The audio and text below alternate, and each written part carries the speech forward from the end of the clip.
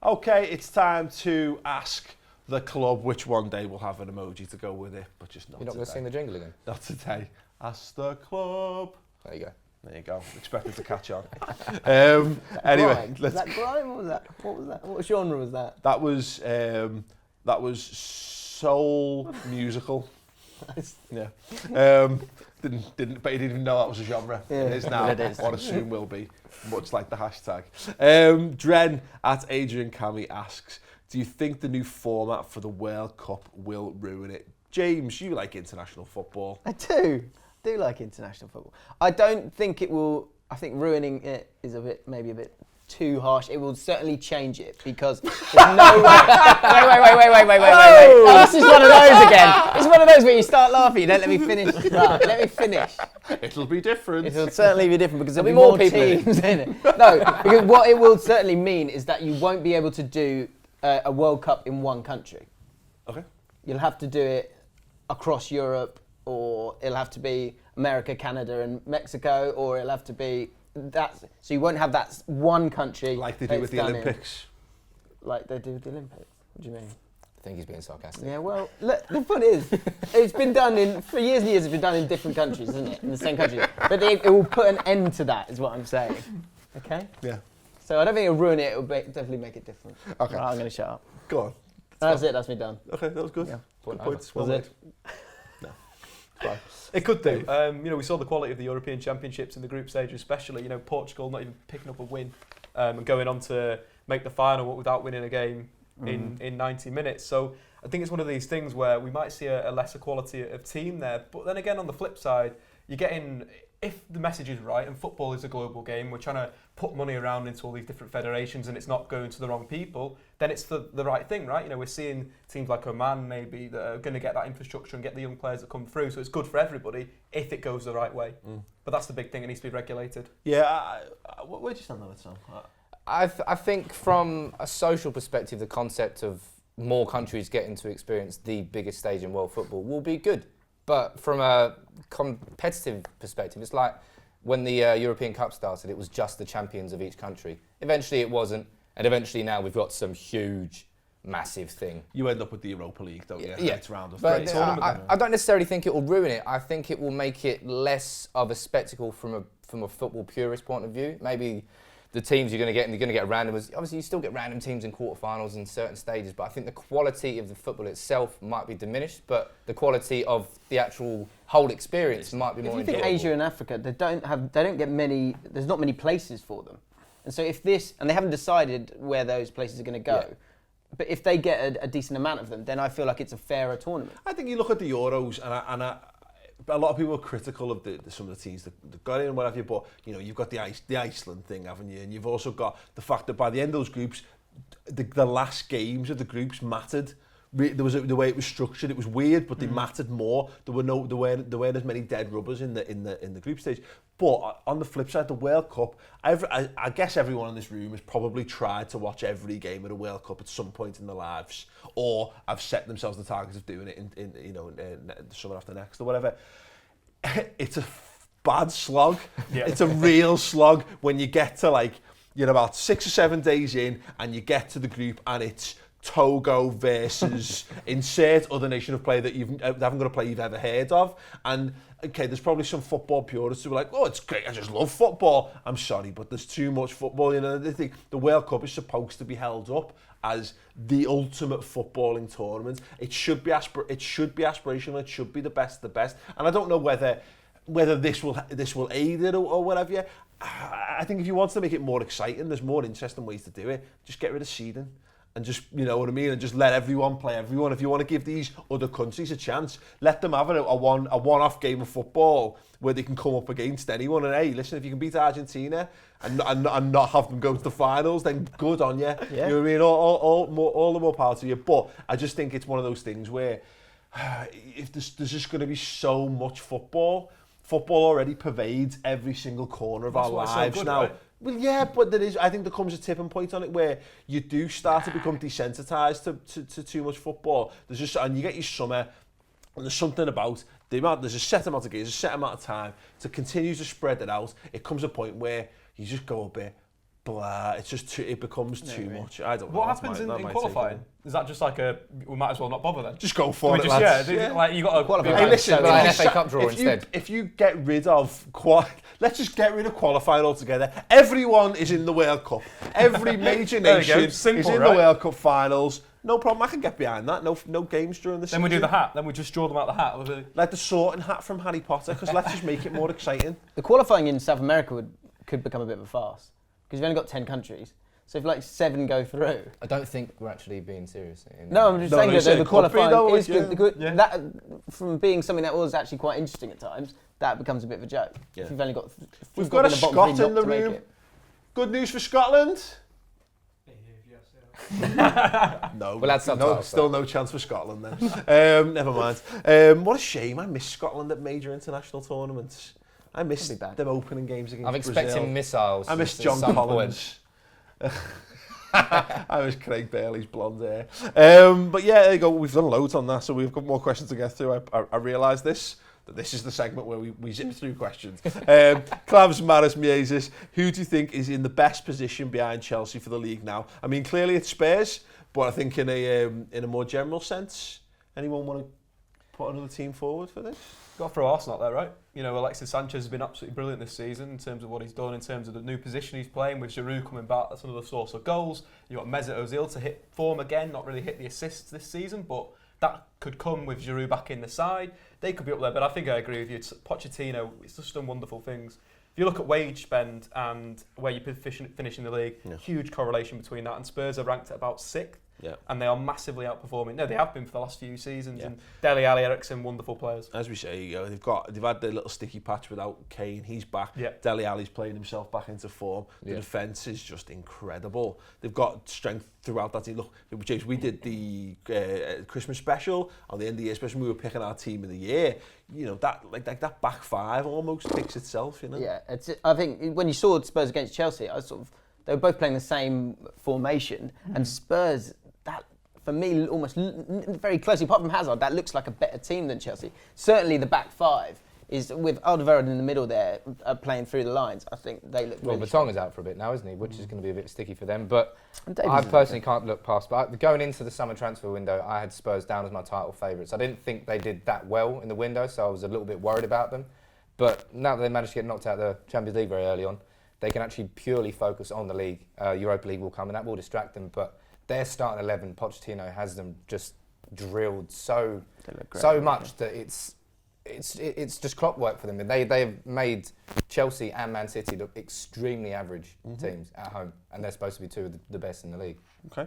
Dragomir Vardarov at Drago, Arsenal 94. Are Man United going to get top 4 this season? Haven't moved from 6th place.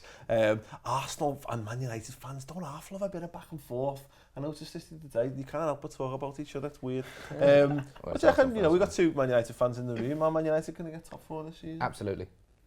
Okay. Absolutely. United really have been on the march. You know, we've now, after Sevilla lost to Real Madrid, we've got a 16-match unbeaten streak, which is the longest in Europe's top 5. And the only reason that we haven't moved out of 6th position is because the top 5 have been playing well themselves. But now in the next 4 weeks, every team above us plays each other. I don't know whether it's Chelsea versus Spurs or Arsenal versus Liverpool. There's points going to be dropped there. So ask that question in a month's time. If United can go and beat Stoke, I think we've got Hull coming up after that. Maybe Watford in there. We've got 4 winnable games on paper, which doesn't really mean much in the Premier League, but our form is good. You know, in that 16-game streak, we've drawn against Everton where we shouldn't have given away the penalty. We've drawn against Arsenal where Giroud scored a last minute when he shouldn't, first shot on target. And had we've got those points, which we really, really should have, we'd already be in the top 4, and this wouldn't be a question. Okay, Dave? I like 6th position. It's good. You get into the Europa League, a wonderful tournament that we need to respect more as a footballing community. But anyway, I think United will do well in the Europa League, and I think that might help them. You know, I think the League Cup's a big boost. You know, if they get to that final there, they'll beat Liverpool, dispatch them easily. Then they'll move on to conquering the top 4. And I think in 2003. Yeah. Klopp is quite good in cup finals, to be fair. Because Mourinho's, because I think he's lost one, and he's won a few Champions Leagues and stuff. So it's a good balance there. But I do think in terms of the signings, Anthony Martial's back in form. Obviously Mkhitaryan as well, who's finally adapting to life in the Premier League. Zlatan's scoring for fun. United just look good at the moment. They look solid. They don't look like there's that many weaknesses. Yeah. Obviously, apart from if you get into Paul Pogba's head, you're done. Carrick. No. Rocco. No. Damian. Damian's a question mark. I think that the left back slot It's for an Man United exclamation is. mark, mate. It's not a question mark. James, what do you reckon? I think they might finish 5th. But because we know Arsenal are going to finish 6th. We said that at the start of the season. Yeah. That's clear. Accurately predicted. Yeah, and then that's coming to fruition as we speak. So yeah, I think maybe 5th, so you might just miss out. Okay, interesting. Billy What do you Robson. think? No, there's no chance of finishing top 4. No, it's just exactly what you were saying there. It's not about your own form. Because if it was entirely about your own form, again, every one of those teams would be top of the league. Yeah. It's just one of those things. At the minute, everyone's maintained 11. You're right. I think odd points will be dropped here and there, but I think the Europa League's going to be a massive hindrance because it's such a drain on your resources.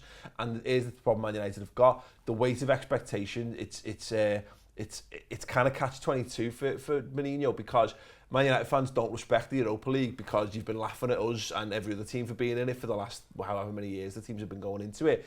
Thursday nights, Channel 5 or whatever it was. So Man United, if you don't succeed in it, well, hang on a second. Why can't Man United win a piss past Well, we've already messed up, right? We messed up in the past, getting knocked out by Bilbao. Well, exactly. And but given this Man United team who are playing well, and they've got Mourinho, who wins European trophies. If you want to succeed on that front and also put up a fight in the Premier League, it does take a lot, and I think that could be where United do come unstuck because I think we had to do it last season. You have to make a decision at one point or another, which becomes your primary focus. And I'm not saying it will, but that's where they could come unstuck if nothing else. Billy Robson says, can Kane beat Shearer's record as Premier League top scorer? What would someone did the math on this? Yeah, we worked this out, didn't we? Yeah, it's about 419 goals he's going to score if he continues Easy. at his current rate. So what is Shearer's record? To about 260, something like that. So we've got to score 20 goals a season in the next 10 years. Is that something we're saying? Yeah, simple, right? It's fine. Piece of piss. 400. Well, you've already answered the question. Well, he's There's not no a point- there's no one-season point coming to me wonder, now. so maybe this is a possibility. Can he? Yes. Will he? I don't know. If you compare him against I greats, thought you were pronouncing Kane wrong. Can he? Can he? He's a good player. It's the Geordie way of pronouncing it. Okay, let's leave thoughts on that. Actually, What might be nice is if he is able to do it, then Alan Shearer doesn't get any punditry work. Because then Kane gets What, the and favour. then And then it's Kane replaces for him. 20 years. Oh No. my God. Well, it's going to happen eventually, isn't it? Dear God. Brett at Brett ATC says, which situation is worse, Payet at West Ham or Costa at Chelsea? Now, again, we're going to be discussing the Payet stuff on the Long Ball Street podcast this week, which would definitely be worth a listen. Personally, for me, it's the Payet one, because I think Chelsea can kind of shrug the shoulders to some extent. They've got loads of really good players. We've discussed this already, but Payet is the best player at that club, and having players like that agitating, West Ham don't need any more upset, really, do they? To be perfectly honest. So I go with that. I think it's like it's a goal scorer versus a creator. You know, Chelsea, in the Chelsea system, as mentioned before, there's players that can score. You know, Alonso coming up with 2 goals at the weekend, whereas Payet, so important in terms of what West Ham do, in terms of a player who's very direct, will shoot or cross. That is all he does. In terms of creating chances since joining West Ham, top of Europe's top 5 league. So it's a big, big impact. You're losing someone like that. They're gone. You know, assist this season. He was out for 2 months, top at West Ham. It's just one of those things where if you lose someone of that quality, they will struggle. Okay, so thoughts on Payet in the comments below. Captain Hugo. Good use of lacking the words to make the full Twitter handle. What order will top 6 finish in? Always makes a good video. We'll see. It made a terrific video the first time we filmed it, and then we lost the audio. So we're going to do it again for you. I think the top 6 is going to finish pretty much like it is now, if I'm perfectly honest. I think there might be 1 or 2 periods of adjustment. Liverpool might finish 2nd, we might finish 4th, but I wouldn't be too upset if it finished like this, mainly because Man United and Man City will finish outside the top 4. You don't give a shit about City. Funny though, isn't it? It is funny. I agree Look, with that. listen, it is the 2 very good teams are going to have to miss out on top 4 this season. And just be hilarious if Manchester didn't have any Champions League football, because I don't like Manchester. Okay. I'm going for Chelsea. I still think Chelsea will win. I think their lead it's not unassailable, but they just look strong. So I'm going to give it to them. I'm going to go Spurs 2nd. I'm going to go Liverpool 3rd. I can't remember the teams now. Manchester United. Oh shit! Yeah, I might go United. We'll have to take first answers. Then, I might have to go United. Might have to start again. No, right, okay. I'll go Liverpool 3rd, United 4th, and I'll go City in 5th and Arsenal 6th. What's this Arsenal 6th? Was this the predictor at the start of the season? Yeah, we predicted it. Wow. Accurately. Wow. See what you do when I'm not here. Amazing. James? Okay, I'm going to go for a more interesting Chelsea few to win months. the league? No, Spurs are going to win the league. Chelsea will finish 2nd on the final day. Liverpool will not finish 3rd. Man City will finish 3rd. Liverpool will finish 4th. United will finish 5th. And as we knew months ago, Arsenal will finish 6th. And Wenger will be gone. Oh my God, there's so many Arsenal fans screaming at the laptop screens right now. Dave, are you Well, going to my change that? opinion. I'm going to get the thumbs up from the Arsenal fans. Chelsea top, Arsenal 2nd, Ooh. Spurs 3rd, United 4th, City 5th. Unfortunately, Liverpool are going to be in 6th position. Paul? Wow. Okay. If you think Dave's lost his mind, give this video a thumbs up. It's a good way of doing it. If you think everyone in this room is on a little bit of crack, give this video a thumbs up. Leave your thoughts on who the top 6 are going to be in the comments underneath and subscribe. Thank you very much to our contributors this week. Thank you very much to James for hosting us in Ball Street South. Anytime. Dave, where can people find more of you? Jump onto the Front Three, this podcast and the YouTube channel. Doing some new stuff there, so go and give that a like, a subscribe, a follow, whatever you want to do. Amazing. James, you and I will be doing the Long Ball Street podcast this week. Looking forward to it. Yeah, and Sam, United People's TV. Yeah, it's where all the greatest Man United content is. Absolutely. Go watch and subscribe to all of those things, and we'll see you for more Social Club next week.